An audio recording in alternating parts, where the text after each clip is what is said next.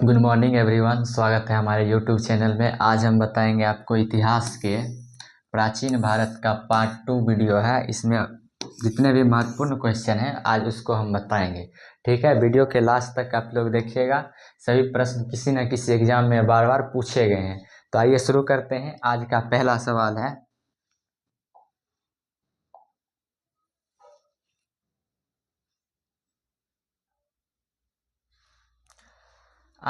सवाल है, हड़प्पा से संबंधित स्थल चुनहुंद्रो कहाँ स्थित है? ऑप्शन दिया हुआ है सिंध में, या पंजाब में, या गुजरात में, या बहावलपुर में।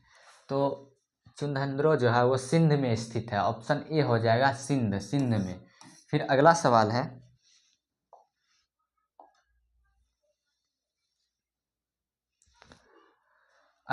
है, सत्यमेव जयते किस उपनिषद से लिया गया? ऑप्शन दिया हुआ है बृहदारण्यक, मुंडकोपनिषद, छांदोग्य, या ऋषियों की नगरी से। तो इसका सही जवाब हो जाएगा ऑप्शन बी, उपनिषद से लिया गया। ऑप्शन बी हो जाएगा। फिर अगला सवाल है,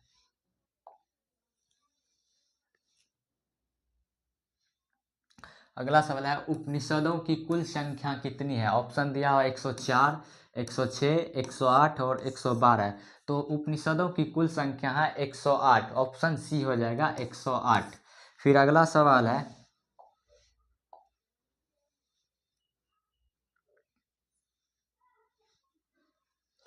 भारत का सबसे बड़ा महाकाव्य कौन सा है? भारत का सबसे बड़ा महाकाव्य कौन सा है? ऑप्शन दिया रामायण, ऋग्वेद, विष्णु पुराण, या महाभारत। तो भारत का सबसे बड़ा महाकाव्य महाभारत है। ऑप्शन हो जाएगा डी, महाभारत। फिर अगला सवाल है,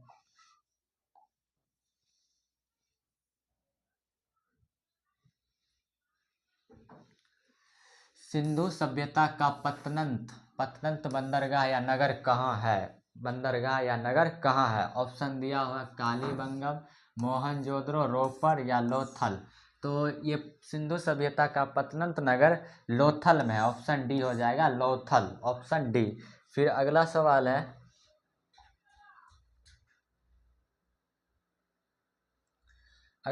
है, हड़प्पा सभ्यता की समाज कैसी थी? ऑप्शन दिया है मातृसत्तात्मक, पितृसत्तात्मक, समाजवादी, या स्वतंत्रतावादी। तो हड़प्पा सभ्यता जो था वो मातृसत्तात्मक थी, मातृसत्तात्मक। ऑप्शन ए हो जाएगा। फिर अगला सवाल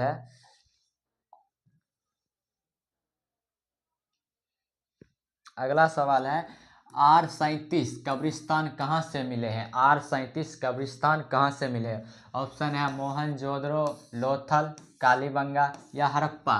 तो R37 कब्रिस्तान हड़प्पा से मिले हैं, हड़प्पा। ऑप्शन डी हो जाएगा हड़प्पा। फिर अगला सवाल है,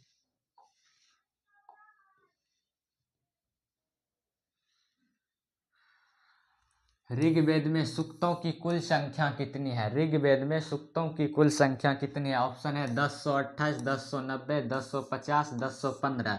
तो ऋग्वेद में कुल सूक्तों की संख्या 1028 है। ऑप्शन ए हो जाएगा 1028। फिर अगला सवाल है,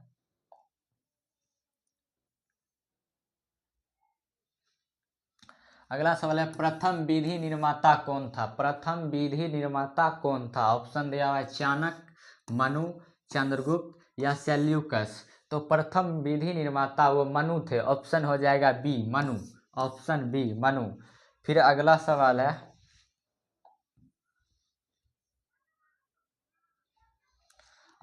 है, गौतम बुद्ध के प्रथम गुरु कौन थे? ऑप्शन दिया हुआ है आलार कलाम, रुद्र रामपुत्र, वसुबधु, प्रभु प्रभाकर।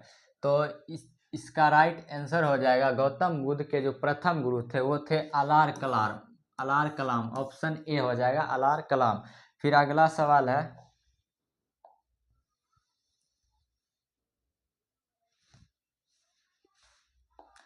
हड़प्पा के लोग किस धातु से अनभिज्ञ थे? अनभिज्ञ मतलब किस धातु को से अनभिज्ञ थे? ऑप्शन है तांबा, पारा, जिंक, लोहा। तो इसका सही आंसर हो जाएगा लोहा। ऑप्शन डी, लोहा। फिर अगला सवाल है,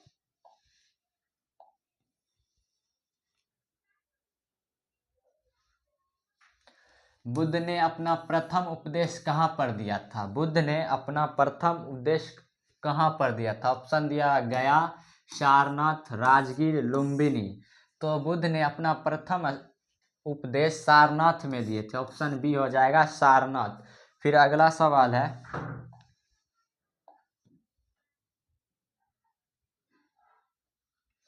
भारत की प्रथम कानून पुस्तक क्या है? भारत की प्रथम कानून पुस्तक क्या है? ऑप्शन है अर्थशास्त्र, रामायण, मुद्रा राक्षस या मनुस्मृति। तो भारत का प्रथम कानून पुस्तक हो जाएगा मनुस्मृति। Option D, Manusmriti. फिर अगला सवाल है,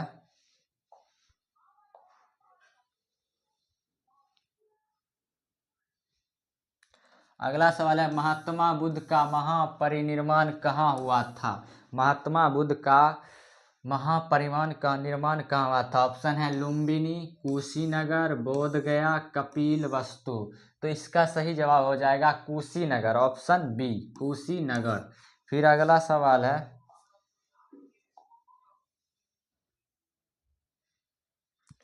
महाभारत का फारसी में अनुवाद किसने किया था? महाभारत का फारसी में अनुवाद किसने किया? ऑप्शन दिया अब्दुल फजल, बदायूनी, अकबर, इनमें से कोई नहीं। तो महाभारत का फारसी में जो अनुवाद किए थे वह बदायूनी थे। ऑप्शन बी हो जाएगा बदायूनी।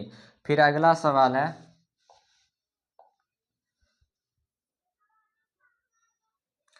कह रहा है बौद्ध धर्म के त्रिरत्न में शामिल नहीं है। ऑप्शन दिया बुद्ध, धम्म, संघ, मध्यम वर्ग। तो बौद्ध धर्म के त्रिरत्न में बुद्ध, धम्म, संघ तीनों शामिल हैं। तो ऑप्शन डी हो जाएगा ये शामिल नहीं है, मध्यम वर्ग मार्ग। ऑप्शन डी हो जाएगा। फिर अगला सवाल है,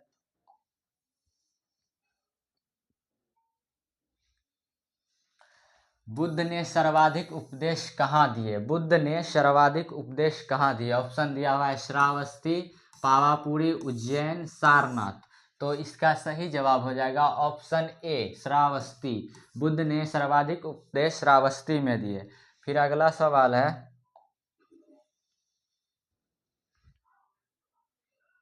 अगला सवाल है, महावीर ने प्रथम उपदेश कहाँ दिए? महावीर ने प्रथम उपदेश कहाँ दिए? ऑप्शन दिया है सारनाथ, पावापुरी, राजगिरी, वैशाली। तो प्रथम उपदेश, बुद्ध ने प्रथम उपदेश राजगिरी में दिया। ऑप्शन सी हो जाएगा राजगिरी। फिर अगला सवाल है,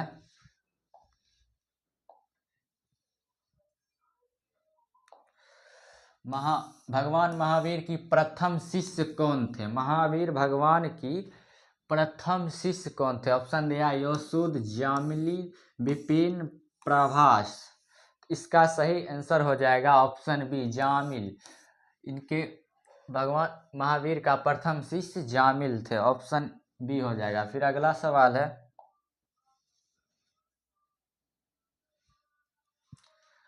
बौद्ध धर्म के पूजा स्थल को कहलाता है? बौद्ध धर्म के जो पूजा स्थल है वो कहलाता है। ऑप्शन दिया विहार, गुफा, चैत्य मंडप या मठ। तो बौद्ध धर्म का पूजा स्थल जो कहलाता है वो है चैत्य मंडप। ऑप्शन सी हो जाएगा चैत्य मंडप। फिर अगला सवाल है,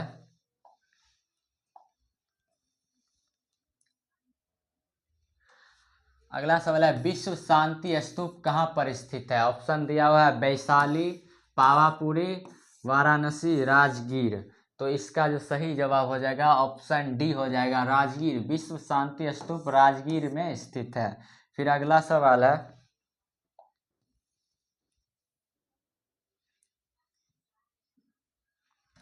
एशिया का ज्योतिपुंज किसे कहा जाता है? एशिया का ज्योतिपुंज। ऑप्शन दिया महात्मा गांधी, गौतम बुद्ध, माओ सेतुंग, अकबर। तो एशिया का जो ज्योतिपुंज है उसको गौतम बुद्ध को कहा जाता है। गौतम बुद्ध को इंग्लिश में इसको बोलते हैं लाइट ऑफ एशिया। ठीक। फिर अगला सवाल है,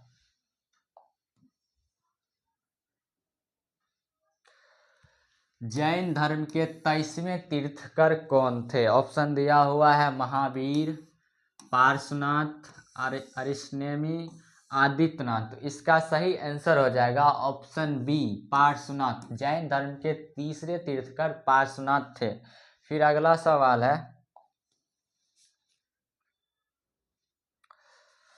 महावीर की मृत्यु किस स्थान पर हुई थी? महावीर की मृत्यु किस स्थान पर हुई थी? ऑप्शन दिया है वैशाली, पावापुरी, राजगीर, कुशीनगर। तो महावीर की मृत्यु जो हुई थी वो पावापुरी में हुई थी। ऑप्शन बी हो जाएगा पावापुरी। फिर अगला सवाल है,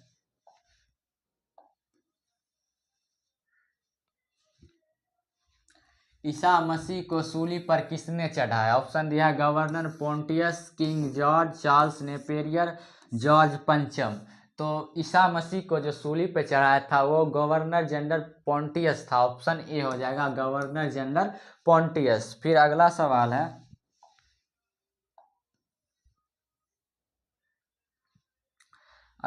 है, मुद्रा राक्षस नाटक के रचनाकार कौन है? ऑप्शन दिया हुआ अश्वघोष, कालिदास, बाणभट्ट, विशाख दत्त।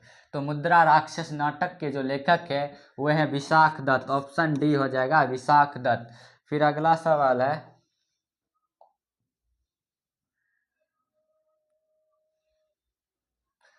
जैन अवशेषता किस धर्म की पुस्तक है? जैन अवशेषता किस धर्म की पुस्तक है? ऑप्शन दिया हुआ है जैन धर्म, यहूदी धर्म, ईसाई धर्म, पारसी धर्म।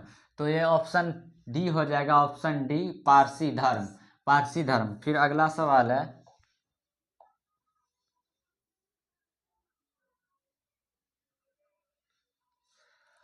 पारसी धर्म के संस्थापक कौन थे? ऑप्शन दिया है मोहम्मद साहब, ईसा मसीह, जरथुस्त्र, मूसा। तो पारसी धर्म के जो संस्थापक थे वो थे जरथुस्त्र ईरानी। ऑप्शन सी हो जाएगा जरथुस्त्र ईरानी। फिर अगला सवाल है,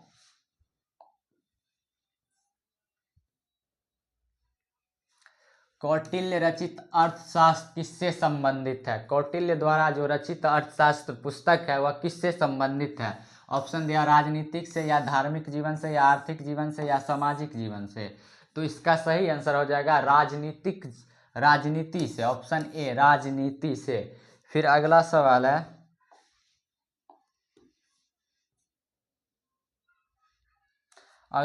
चंद्रगुप्त मौर्य की मृत्यु कहाँ हुई थी? ऑप्शन दिया राजगिरी, पावापुरी, श्रवण बेलगोला, कुशीनगर। तो चंद्रगुप्त मौर्य की जो मृत्यु हुई थी वो हुआ था श्रवण बेलगोला। ऑप्शन सी हो जाएगा श्रवण बेलगोला। आज का प्रश्न यही समाप्त होता है।